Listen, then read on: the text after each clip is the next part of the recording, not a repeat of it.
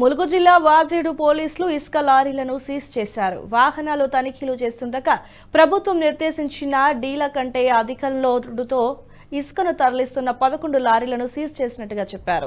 ఈ మేరకు వాజేడు ఎస్ఐ వెంకటేశ్వరరావు మీడియాకు ఒక ప్రకటనని విడుదల చేశారు. వెంకటాపురంలోని ఎదిరా, ఒంటిచింతలగూడెం, మొర్రెవానిగూడెం గోదావరి ఇసుక ర్యాంపుల నుంచి ప్రభుత్వ డీడీల కంటే ఎక్కువగా ఇసుక తరలిస్తున్నట్లుగా గుర్తించామని తెలిపారు. ఒక్కొక్క లారీలో 4 నుంచి 5 టన్నుల ఇసుకని అక్రమంగా తరలిస్తున్నట్లు ఎస్ఐ తెలిపారు. అరుణాచలపురం సమీపంలో ఈ లారీలను పోలీసులు సీజ్ చేసి వాజేడు పిఎస్కి తరలించినట్లుగా తెలిపారు. ఈ వీడియో మీకు నచ్చినట్టయితే లైక్ చేయండి, 10 మందికి షేర్ చేయండి. అలాగే కామెంట్ల రూపంలో మీ అభిప్రాయాలను మాతో పంచుకోండి. Nationalist hub group of channels ను సబ్స్క్రైబ్ చేసుకుని తెలుగునాట జాతీయవాద జర్నలిజాన్ని ప్రోత్సహించండి. ఈ వీడియో కింద ఉన్న బెల్ ఐకాన్ పై క్లిక్ చేయడం మర్చిపోవద్దు.